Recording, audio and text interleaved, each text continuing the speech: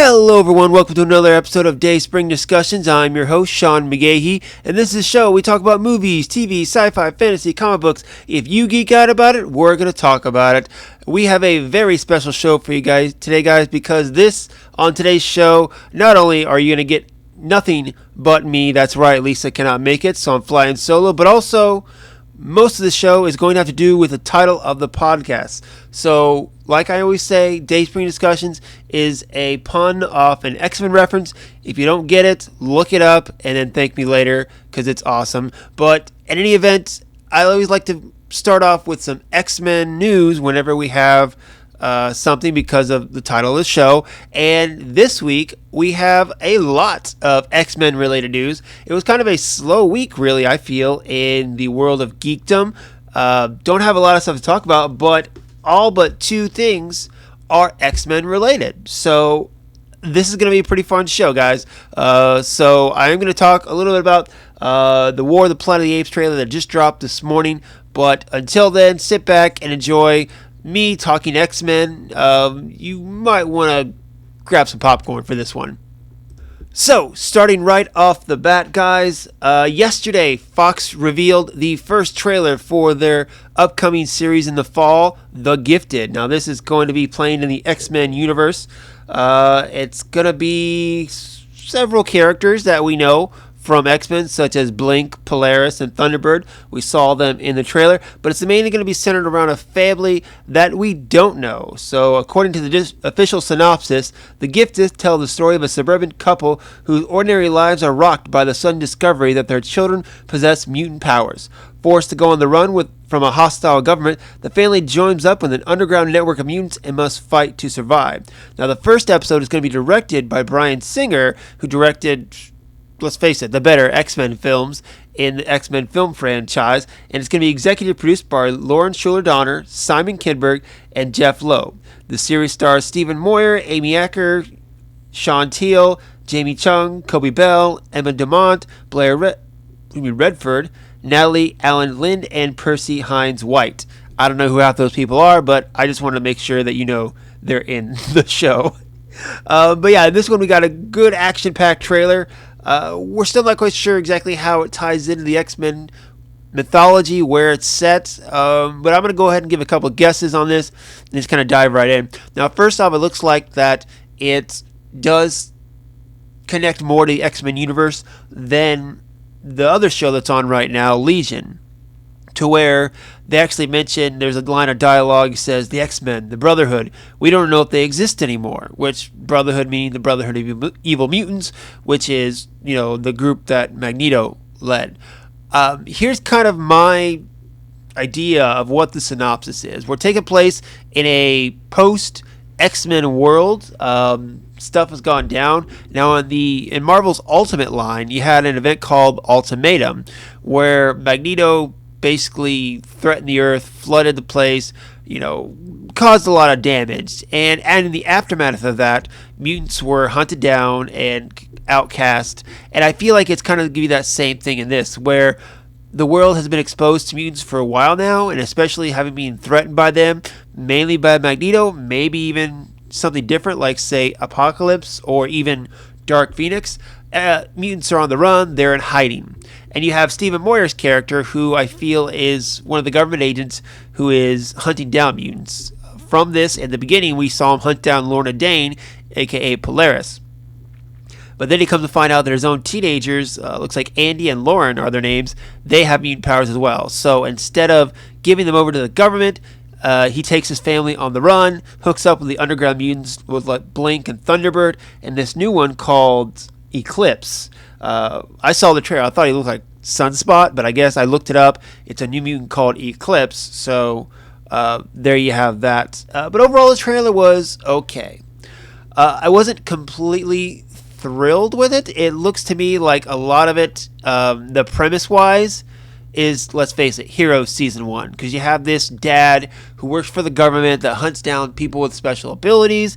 Then he has to hide his own children or his daughter when he finds out they have the abilities. And it's just, Heroes Season 1. Which, I'm sorry, but based on this trailer, I think Heroes did a lot better job. If you don't, those of you don't know what I'm talking about, go on Netflix, go on Amazon. You might even be able to go on Hulu and look up the show Heroes, because literally that's what the NBC show Heroes was. It was X-Men without the costumes. It was great, at least the first season of it.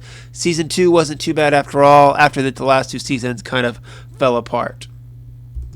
With this one, the only thing I really is going to go against it is the fact that it's on Fox. In my later age, or in this modern age of streaming services and cable shows, anything on network shows such as Fox, NBC, CBS, honestly, they're kind of losing its luster to me, mainly because you have to have so many episodes. Like, the only shows aside from sitcoms that I really watch are the CW superhero shows like Flash and Arrow, and they do 22 episodes a season, and frankly, it's too much. Especially nowadays when we have cable shows and Netflix and streaming service shows that give us 10 to 13 episodes, compacting the season-long story a little bit tighter, not too many wasted episodes, throwaway episodes, whatever you want to call them, and tell this juicy of a story and spread it out over such long of a time. I'm sorry, I don't see it really being nice, compact, and dramatic for a whole season.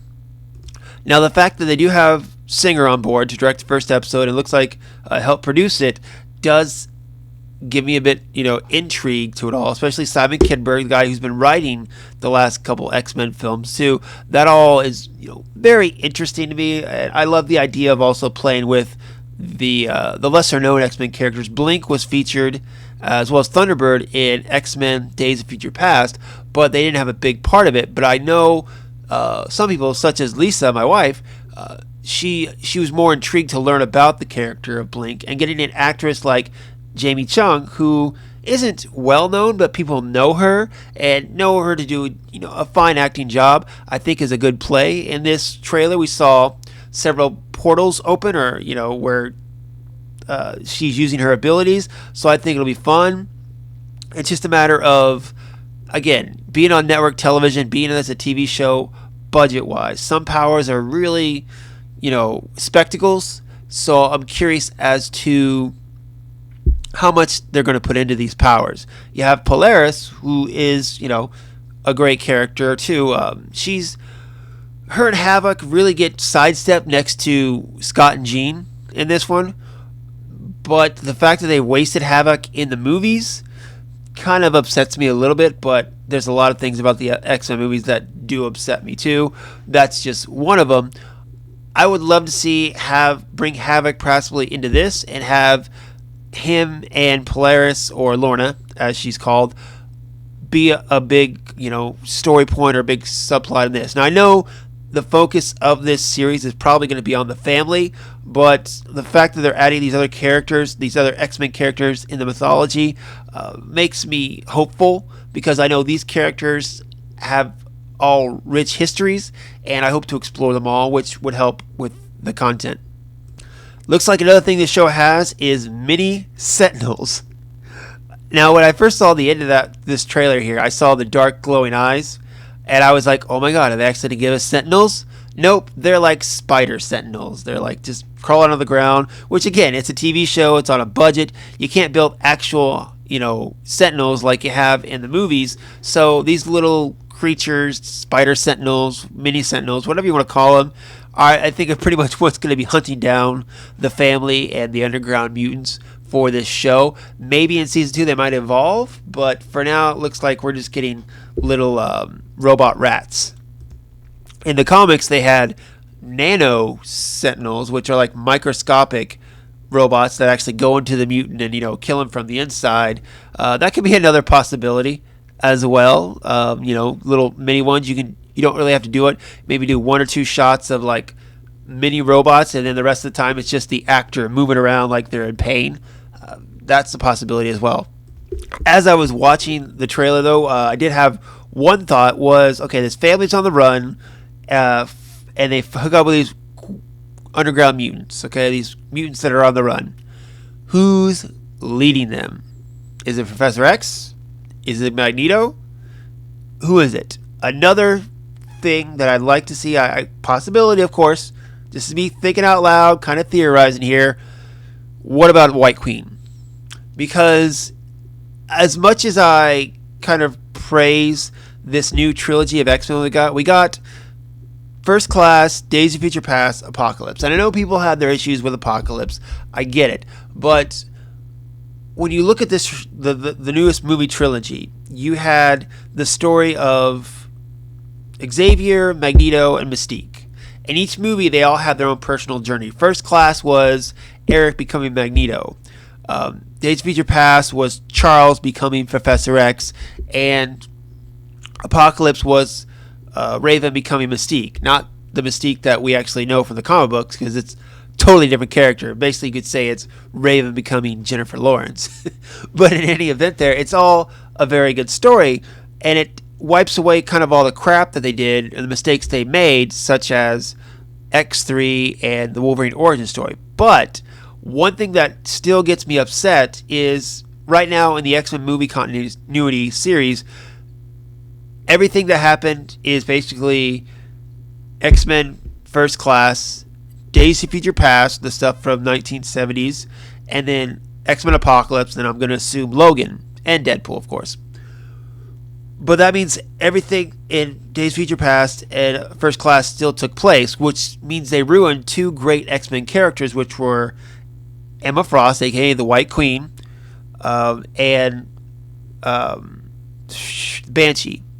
These are two really good X-Men characters, especially Emma, but in Days of Future Past, we come to find out they were experimented on, and they're dead. Such a waste of two great X-Men characters, and so that's... In the comics, though, Emma had her own school, the Hellions, actually. So it's one of the things where I could see her being the leader of Resistance as well. Not just Xavier or Magneto. There are several other people who could probably take that place of leading these underground mutants. I mean, they might even be Morlocks. We don't know. They could be Morlocks even. But I see Emma as one of them, and taking that character back and making her more faithful to what her comic adaptation, what her comic personality is. I'd like to see the redemption, because the way they portrayed her in First Class and then just killed her off in Days of Future Past, I thought was a total waste of the character. I'm not really a fan of First Class in general. There's a lot of wasted meat in that movie. Literally, you could take Xavier, Magneto, Mystique, and Beast, and the rest of the movie is just worthless. Which, of course, is coincidental what they did in Days of Future Past, because the characters that survived were Xavier, Magneto, Mystique, and Beast. So, there you go. There's that. But this series, The Gifted, it is the first trailer. I'm going to give it a shot. I will say I have been impressed with the show Legion on FX. Although, I will admit, I have not watched the season finale yet. I know it's been out for probably a month. I keep on saying I'm going to do it, and I never get around to it. But that first episode of Legion, I was totally unimpressed with. But then the second episode came along, and I was blown away, and I've been hooked ever since. I just got to finish the season. But again, that's on FX. That's, 6, 7 episodes in one season, and there'll probably be 13 episodes next season. Not 22 episodes, not stretching it out. And that's just my big worry, the fact that they're going to be limited as far as stretching everything out with 22 episodes, the budget that comes with this on a network television show, but also the limitations of story-wise on network television. They're not willing to go as dark or as edgy as they could be. And in the X-Men world, it's all about edge, okay? Most of the X-Men at one point were considered villains, and they flip-flop back and forth, and they do things that might not be PG or PG-13. One of the reasons I love the X-Men characters so much. So with this, it just worries me a little bit that they might not be able to take that edge that they need to really make the story, make the characters pop. But of course, we'll just have to wait and see how it goes. I'm going to be hopeful, because I really want everything that is X-Men to succeed, because I love the characters so much. I always tell people there are 3 things that I could talk about forever. 1 is Star Wars, 2 is X-Men, and 3 is Superman. And for those who don't know, people that know me know I am a big Superman fan, but X-Men and Star Wars are very close together for my number 1 fandom.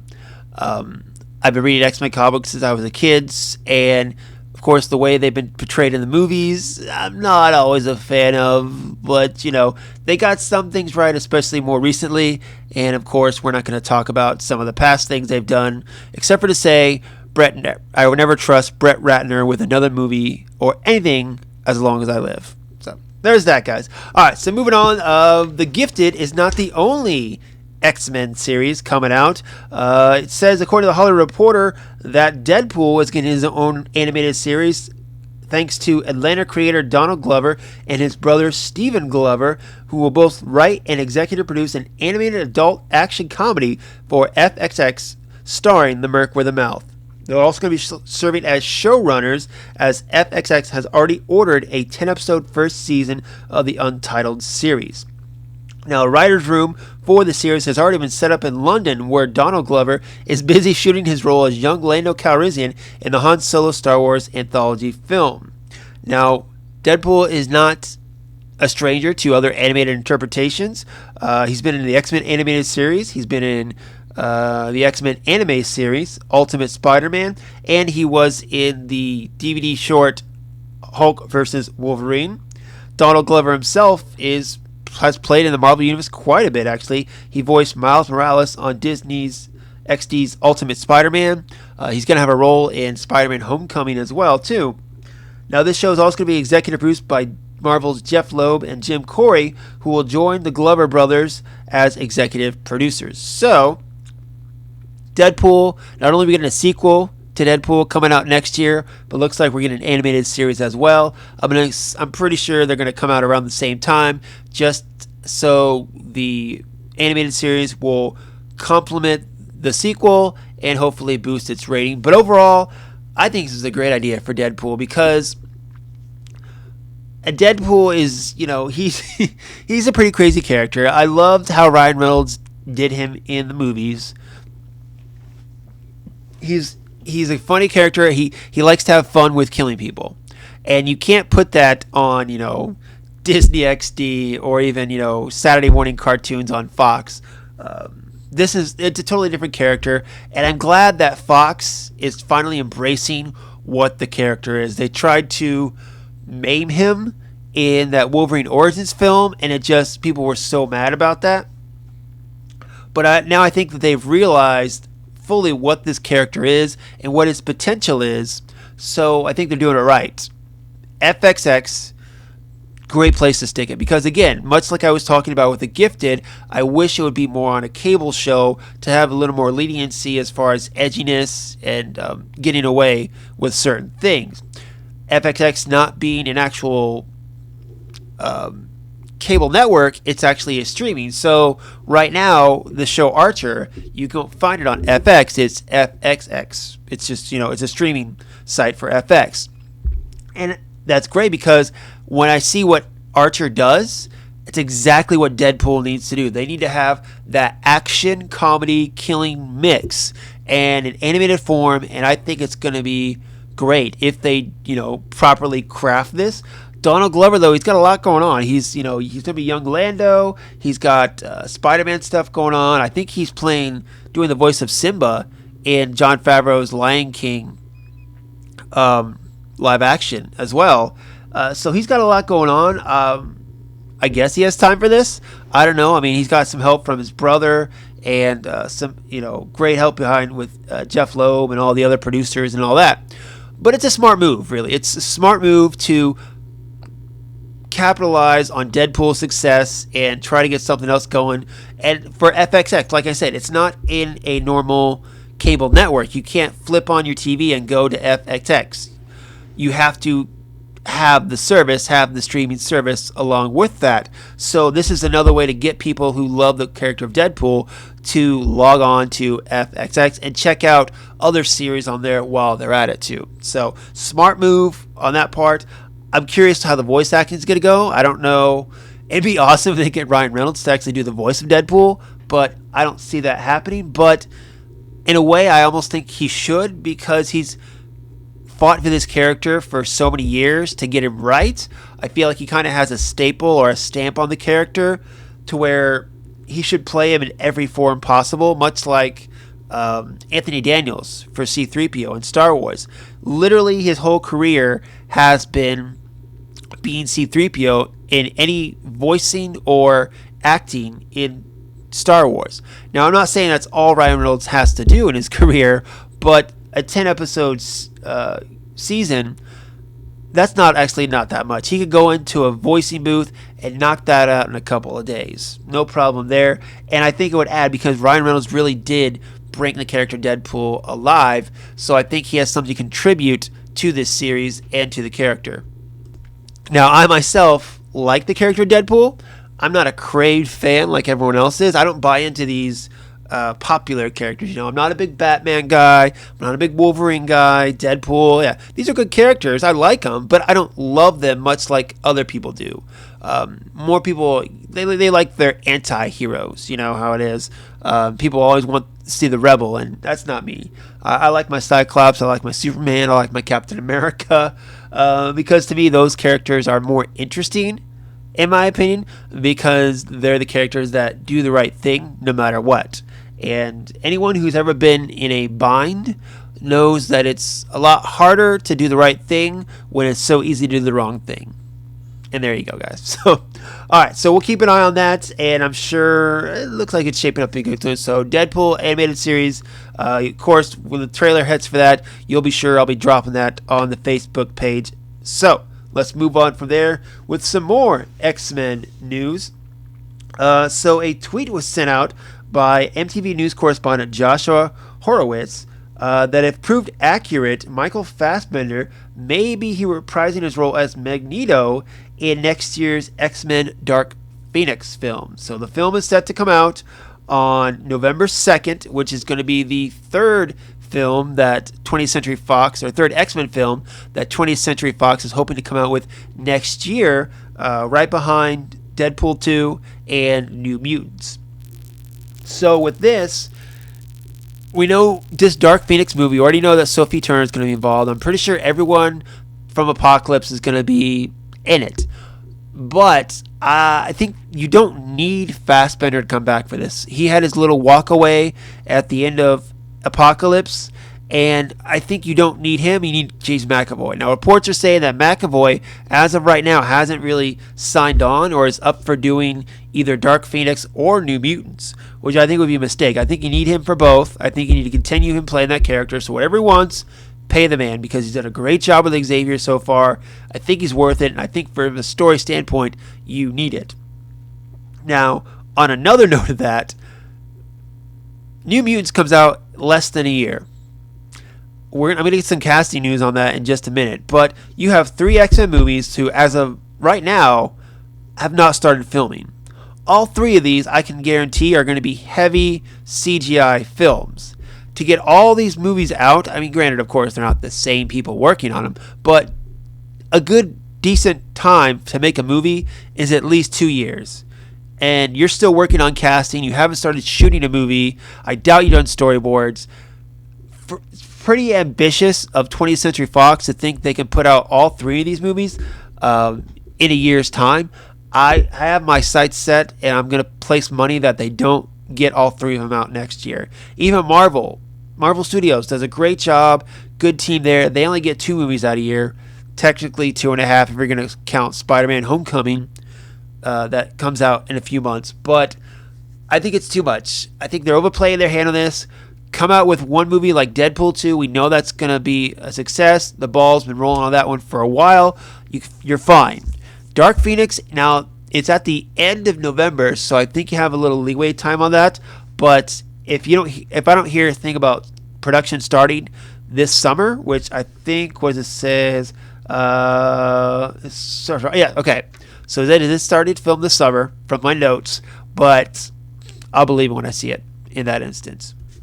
Now, we all knew that Fox was going to go to the Dark Phoenix eventually, based on what we saw in Apocalypse and Jean Grey and how she, fired out or Phoenixed out or whatever you want to call it. My problem is I think they're jumping the gun a little bit. They say they want to correct the past of X3 and the way they treated the Dark Phoenix saga.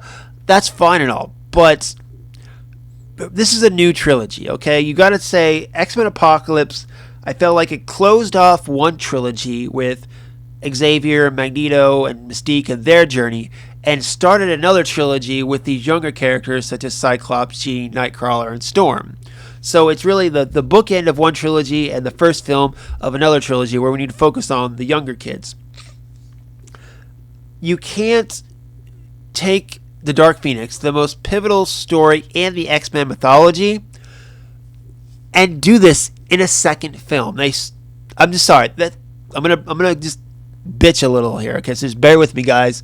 We just got introduced to these characters, to Jean Grey, to Cyclops, in X-Men Apocalypse. But the thing was, they were also more or less side characters behind Xavier, Magneto, and Mystique in this. So really, we haven't fully developed these characters yet. We need more time with them. We need to grow more attached to them. Getting them their own one more movie to become attached to them is the best way to go. If you're going to take Dark Phoenix and take it right in the second film of the series, I'm sorry, that's a mistake. In my opinion, you can, quote me on this. I think it's a mistake to do Dark Phoenix in the second film. Because that emotional moment, the emotions, the ties of the X-Men having to fight someone they love, Jean Grey, Cyclops having to fight the woman he loves, Storm having to fight her best friend, Wolverine having to fight the woman that she loves, Xavier fighting someone who's like, a daughter, all this, we haven't gotten there emotionally yet. We don't feel it. We need to develop the Cyclops and Jean Grey romance more. We need to develop Jean Grey's friendship with Storm, with all the other characters. We need to feel their connection before we go and rip them apart. And doing it in the second film is not enough time to do that. I'm sorry. You gotta back off. I mean, the way you were starting this was at the end, the post-credit scene for Apocalypse, you had Sinister. You teased Sinister, and I'm sorry, you need to go that route. You need to bring Sinister in as the next villain because he's someone new we haven't seen, and also I think you can do a lot of interesting things with that character, given the fact his connection with the Summers family and his interest in Scott and Jean. That'd be a great way to go with it, and then move on to Dark Phoenix in the third film. Doing it in the second film, I'm sorry, I think it's a mistake, and until I hear more about how it's going to form, I'm going to continue to be a naysayer. Okay, I'm jumping off my high horse now. I'm going to continue with more X-Men news. So, as I talked about earlier, New Mutants comes out April 13th, 2018, and it's just been reported by the Hollywood Reporter that actresses Anya Taylor-Joy and Macy Williams have officially boarded the film to star as Magic and Wolfsbane. Now, it's been rumored for a while that Macy Williams will be involved in the project, with director Josh Boone even coming out with some concept art that kind of shows her what she would look like as Wolfsbane earlier this year. Now, the film's also set to star characters such as the Native American Danielle Moonstar, the Brazilian ladies' man Sunspot, and the Kentuckian codenamed Cannonball. According to THR, Warlock, the alien being of technological origins, is also slated to appear in the film. The project is going to be filmed under the name Growing Pains and is set to begin production in July. Josh Boone is attached to written and direct. If you don't know him, he's the guy who directed films such as The Fault in Our Stars and the lesser-known Stuck in Love. If you haven't seen that movie, I'd recommend it. It's got Greg Kinnear, Logan Lerman, Kristen Bell, and Jennifer Connelly. I liked it. I say you check it out. But okay, so film comes out in less than a year. They're going to start filming in July. So just talk about the casting real quick, and then I'm going to have to jump on my soapbox again, perhaps. Macy Williams, she's a good actress. I'll give her credit. I've only seen her in 6 seasons of Game of Thrones, but in those 6 seasons, I think she's got a great range as an actress, and I think she can definitely pull off this character. Anya Taylor-Joy, to be honest, I haven't seen her in much. Actually, I don't think I've seen her at all. I guess she was in the films The Witch and Split, which I haven't seen either of those right now. Of course, I plan on seeing Split very soon. I know it's out on Blu-ray and DVD right now. The Witch, while I heard it's good, I'm not into horror movies, so I don't think I'm ever going to watch it. But you can be sure that when I'm watching Split, I'll try to analyze Anya Taylor-Joy's performance a little bit and see how I feel about her playing the character of Magic. Now, the character herself, I'm a fan of. She's the sister of Colossus, who we saw in previous X-Men films, most notably in Deadpool. I love their relationship, the way that Colossus kind of protects his sister a little bit, because she does have this demonic power inside of her, and he kind of tries to protect her a little bit because he knows how powerful she is. At one point in the comics, Magic even went and studied under Doctor Strange for a little while to help control her abilities too. A very powerful mutant, and I'm interested to see how they play with that. That should be cool, and as well as the other mutants as well. Sunspot's pretty cool. Moonstar I'm not that familiar with, just to be honest. But Cannonball, he was an official member of X-Men for a while, and I got to know that character, especially around the days of Onslaught. He was in there, and Zero Tolerance, which is, in the 90s heyday of X-Men comics. So I'm very familiar with that character. I like him a lot. One of the few people who have actually taken on Gladiator of the Shi'ar Empire and actually beat him. So he's pretty powerful when he wants to be. This film, I'm all about it. I'm all about New Mutants. I'm all about bringing new characters in, and it seems great. It's just, what worries me again is just the production schedule. This film is set to come out in less than a year. We just got our first casting news about it. We don't have James McAvoy signed on as Xavier. We don't have anything, official, except for just a writer, director, and then 2 actresses. Sorry, that's not enough to finish a film in 10 months. It's at least, it's going to be that time, and I just don't see how they're going to do it. It's unbelievable to me that they, did that.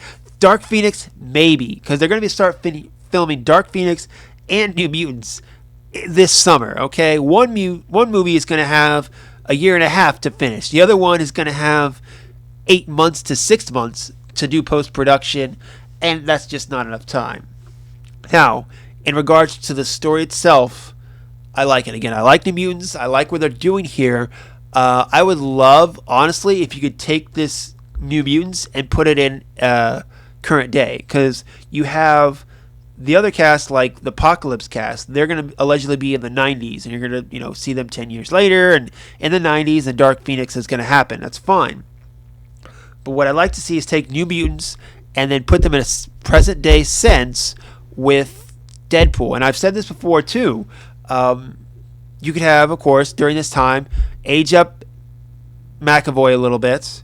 He'll be leading these New Mutants. The other mutants, such as Cyclops and Jean and Storm, they're adults now. They're either gone off to live their lives, or possibly they're the X-Men, just there in the background. You can even get Famke Janssen and James Marsden to come back, maybe, I don't know, as the mentor characters in the film.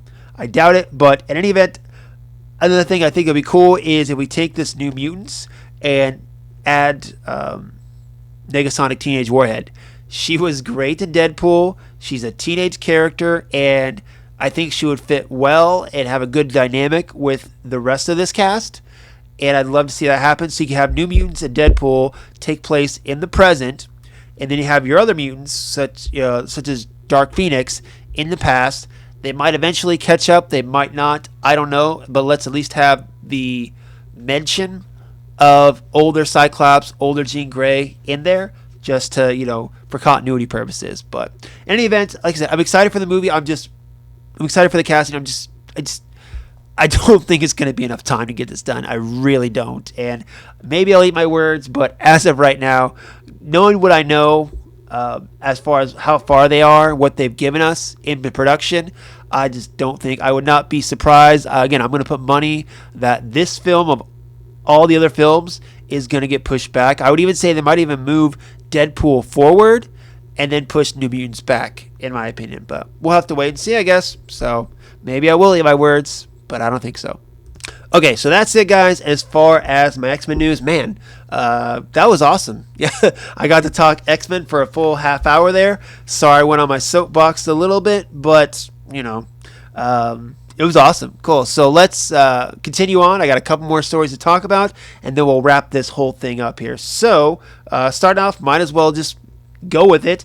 This morning, 20th Century Fox premiered their final trailer, allegedly their final trailer, for the upcoming War of the Planet of the Apes. So in this trailer, we see the intense and violent showdown between Caesar, played by Andy Serkis, and his apes, versus a group of humans led by the iron-fisted Colonel, played by Woody Harrelson. So in this third film of Fox's rebooted franchise, Caesar and apes are forced into a deadly conflict with an army of humans led by the ruthless Colonel. After the apes suffer unimaginable losses, Caesar wrestles with his darker instincts and begins his own mythic quest to avenge his kind. As the journey finally brings them face to face, Caesar and the Colonel are pitted against each other in an epic battle that will determine the fate of both their species and the future of the planet. The film is directed and co-written by Matt Reeves, who directed the previous film, Dawn of the Planet of the Apes, and also is set to direct Warner Brothers' solo Batman film, as of right now titled The Batman. War of the Planet of the Apes stars Andy Serkis, Woody Harrelson, Steve Zahn, and Judy Greer, and is set to arrive, I can't talk right now, guys, set to arrive July 14th. That's right, a couple days after my birthday, so that'll be a good surprise for me. So in any event, there it is. They kind of teased a smaller trailer yesterday that was narrated by Charlton Heston, who was the star of the previous Planet of the Apes franchise. Kind of a callback, if you will. But with this one, they went full-on trailer, showing us a lot. And I gotta say, I'm pretty excited for this film. I was never a big Planet of the Apes guy growing up. My dad, who's a big sci-fi guy, I'll credit him for getting me into Star Wars and comic books and all that stuff. He grew up on Planet of the Apes movies, so he'd watch them and I'd watch them, and I know what they're all about. I never took an interest in them. That's why when the first movie came out in this kind of reboot or prequel, so to speak, Rise of the Planet of the Apes, I was like, okay, whatever, yeah. And then everyone said how good it was. And I was like, all right, well, I guess I got to check it out. And I was blown away about how good that first film was. Totally taken by surprise. Then Dawn of the Planet of the Apes came out and then stepped it up a notch and continued that journey of Caesar, played by Andy Serkis.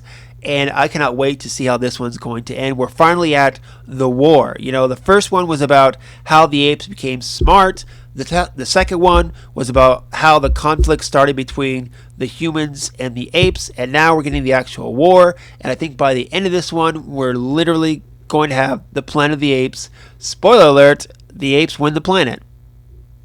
Now, Reeves, having done the last film, such a good job there, is I'm not too worried about the quality of the film, and it's another reason, based on what he did with Dawn of the Planet of the Apes, I'm not too worried about what he's going to do with the Batman film, provided he's still the director when the cameras start rolling, but that's a different story. But in this instance, just a couple things we saw in the trailer that got me intrigued a little bit. At the beginning, we see the apes coming into this house and finding this little girl. Now, I think the fan theories are that this little girl is supposed to be one of the original human characters from the original film. Again, it's been so long since I saw that film, I'm not familiar with it. I'm going to go back and rewatch Rise and Dawn of the Planet of the Apes, but I don't think I'll go rewatch any of the older films before then, because again, it's not a big interest for me. But there's that character. One thing I saw too was that it looks like you do have that other ape that is working with the humans on this. So you kind of have that conflicting storyline where you have a human child working with the apes, and then you have an ape working with the humans. So I'm sure they're going to play off the similarities and the story and character conflicts within that in the film as well. One thing I love that this trailer is, again, trying to get past is the fact that Caesar wants peace. He has wanted it for so long. Dawn of the Planet of the Apes, he had, what's the guy, Kobo, or whatever the bad ape was in that last one. God, he was horrible. I wanted to kill that ape so bad. He ruined it, pretty much. He started the war, and now Caesar, who's only wanted peace, only wanted what's best for his people. The humans are knocking on his doorstep. They've killed a bunch of apes, so he's literally left with no choice. And he's got gray on his hair now, and you can tell he's getting older. And I can honestly see Caesar not making it out of this film alive. I mean, it's the the series is his journey about how he, leads the apes to become the dominant species on the planet, and he could do to become that myth, to become that legend. He's gonna have to become a martyr, in my opinion. So we have to have that shot of him with the gun in his head, but I don't think anybody thinks that's his actual end. I think he's going to go out in a blaze of glory, protecting his people, whether it's fighting with the colonel or something else. We'll have to wait and see about the movie. But again, with the character, he's talking in this trailer about how he feels the apes are not savages, and that he has no point to where now in his journey he must show no mercy and there will be no peace. Very different from the lines we got from him in the previous film, where all he wanted to do was make peace with the humans. This one is not the case. We saw Steve Zahn's character. He's playing one of those apes. We saw him with little few pieces of dialogue where it looks like he's telling Caesar what transpired when the humans came to kill the apes, and what kind of sets off, I think, a chain of events for Caesar to finally fight back or go on the offensive against the humans. One of the cool things about the last movie was the term apes on horses. That's right, we finally got to see the apes ride horses, which is something they did frequently in the original franchise. But in this one, too, we see them with quite a few guns, actually, in their hands. Sure, they still have some bows and arrows, like we saw them in the last films, but they're operating guns pretty frequently in this trailer, which makes me think we're going to see that and see them, adapt to modern technology a little bit. I couldn't go through this without talking about the fact that, again, in another movie trailer, they tried to incorporate the modern music. Instead of just playing off, great movie trailer music, they tried to incorporate that modern song, not as much as, say, Wonder Woman did or other songs, but it still was enough to take me out of the trailer, which I did not appreciate. Hollywood, please stop doing that. There are great composers that make great music that don't have words in them, so just let them do their jobs and you'll be okay. All right, great. Okay, so War of the Planet of the Apes, psyched about it, good to go. If you haven't checked out the trailer, or haven't checked out any of the trailers, please do so. If you haven't checked out any of the other films, Rise of the Planet of the Apes, Dawn of the Planet of the Apes, let me know. I'll send you a copy. They're great, not just sci-fi films, but just films in general. Really, really good. Really surprised how this franchise has developed. And I said it on Facebook when I posted this trailer that if this film turns out as good as I think it is, it's going to go down as one of my favorite movie trilogies of all time. Right behind, the original Star Wars and Back to the Future and Lord of the Rings and Toy Story. This will probably fill out the 5th spot if it's as good as I hope it is. By the way, if you want to challenge me on any of those trilogies I just said, come at me, bro. Bring it. Okay, last story of the show. This is probably going to be the quickest one because I have the least to say about it, but I'm kind of excited about it as well, so I just had to talk about it a little bit. Via Entertainment Weekly, we have gotten the announcement that IM Global and UK game developer and publisher Rebellion are teaming up to bring us a Judge Dredd themed television show live action series, by the way. Now, we don't have any specifics as far as the actors or characters, but it's basically going to be set in the world of Mega City 1, which will star Judge Dredd and other judges who are the uniformed law enforcement officials with a designated power to be judge, jury, and executioner, all set within the fictional megapolis of Mega City 1, aka the post-apocalyptic East Coast of the United States of America.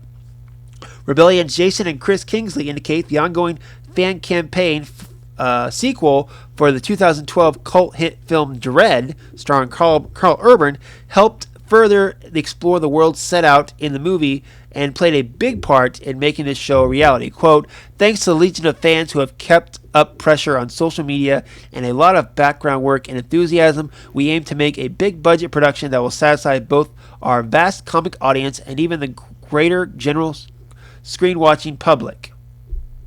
Now, beyond the 2012 film, we also had another film back in 1995 starring Sylvester Stallone called Judge Dredd. I remember seeing that in theaters, and it was quite a fun little film. I enjoyed it. I mean, it had Rob Schneider and Diane Lane, and it was your typical action 90s film, which was fun, but, it had financial success, but wasn't exactly loved by critics. 2012's Dredd, on the other hand, was kind of the opposite, where it didn't make a lot of money, but everyone loved it. I loved the movie. It was really cool. Now, I liked Dredd, but I'll go ahead and say, I think Judge Dredd would be, with Sylvester Stallone, is probably a guilty pleasure film of mine as well. Anytime I see it on TV, I have to watch it. It's just fun, okay? It's just fun. Kind of like Batman and Robin. Yes, it's a bad movie, but sometimes when it's late at night and I just want something silly and mind-numbing to watch, sometimes I'll put it on. It's just how it goes. So, in any event, I know that there has been a lot of campaigning for a sequel to Dredd. The fact that it didn't make a lot of money made it hard to do so. Even Carl Urban himself was online trying to campaign for it. It looks like they found a different route to go. So they don't have a network or streaming service announced yet as to where to put it, but things are on the go. Things are in development. Looks like it's going to go good. I would love to see this, of course, land on a cable show like FX or AMC or Netflix or something like that. I don't want to see it go to, network. I know I'm being bad about the network shows today, but I'm sorry. This day and age where we're so spoiled with 10 to 13 episodes, I hate 22 episode seasons. Like I said, I only watch The Flash and Arrow that are that long. And if they weren't superhero themed, I don't think I would put up with that many episodes on a show. But in any event, I like this because, again, it is Judge Dredd, but it's not centered around Judge Dredd. I'm sure he'll be the main character or one of the main characters, but they want to focus more on the judges themselves. What's the name of the judge that was in Dredd? The psychic... I forget her name. Anyway, there's plenty of mythology here to play around with because, believe it or not, Judge Dredd has been around for 40 years. The comic started back in 1977, same year as Star Wars, so there's plenty of mythology there, plenty of comics, plenty of stories to mine. I've read a few Judge Dredd comic books, but to be honest, I haven't gotten into them. A lot of times it has to do with the writing. The mythology itself I find very interesting. Like I said, I like the films, I like the world, just the writing style I couldn't get into. So in that respect, I'm open for it. I'm semi-excited about it. It just depends on how it's all going to, come out. I think it's something that could definitely be explored, especially in this day and age when people like that edgier, darker television. Something set in Mega City 1 starring the judges is definitely a good way to go. I think you play a lot on the current political storyline as far as government and control and that whole thing. There's a lot socially to talk about within the confines of that story, which would be good TV in my opinion. So, but in any event, that's coming out in production. Of course, whatever comes up on that, trailers, casting, we'll be sure to report on that as it comes. And that's all I have for you today, guys. As I said, I don't have a lot of different stories here. And I know when I'm by myself, I tend to ramble a little bit. But luckily, there was quite a few X-Men stories, which I enjoyed talking about. And again, I got on my soapbox a little bit about X-Men and the way they're being treated by other forms of medium. But it's just because I'm so passionate about it. Like I said, I've been a big X-Men reader my whole life. So when they get mistreated, I kind of take offense to that. So, in any event, let me know what you think. Did you guys see the Gifted trailer yet? And did you like it? Did you see the War of the Planet of the Apes trailer? And did you like it? And do you think I am completely unreasonable thinking that 20th Century Fox cannot put out 3 X-Men movies in less than a year? Let me know about that too, guys. So, next week we'll be back. Hopefully Lisa will be able to join me, and we'll get a lot more topics to talk about. Also, I asked this on the Facebook page and on Twitter and trying to get more of a response. The idea has come up about switching formats. Instead of doing like a 1 episode, 1 hour long a week show, the idea is come about possibly doing multiple episodes, but doing them shorter, like doing one subject a day, talking 5 to 10 minutes about it, or even doing one franchise a day, like doing Marvel on Mondays, DC on Tuesdays, Star Wars on Wednesdays. Just making them shorter and maybe we'll get more viewers. I would love your opinion. Please share, ask me, Facebook, Twitter, dayspringdiscussions@gmail.com. Let me know what you think about that, because I like the 1 hour format personally, just because of time constraints. I mean, Lisa can't always make it. I'm busy most of the time with work or having a kid and a family and all this other stuff. So setting this time block each week works well for my lifestyle, or for my time constraints, I guess you could call it. But if you think I could raise audience listening by switching it up a bit, I might be willing to do that. But let me know what you think about that. Do you want to keep it the same? Do you want to change it? Your input is always, of course, appreciated, no matter how few of you do listen. Again, we're trying to boost that up. So that's going to be it, guys. Any questions or anything you want to comment on, dayspringdiscussions@gmail.com. You can find me personally at SlimDayspring12 on Instagram and Twitter, or of course on the Dayspring Discussions on Twitter and the Facebook group, which is really where we do a lot of stuff. I do a lot more on the Facebook group than I do on Twitter, so that's just how it is. So, okay. Until next time, guys, may the force be with us all.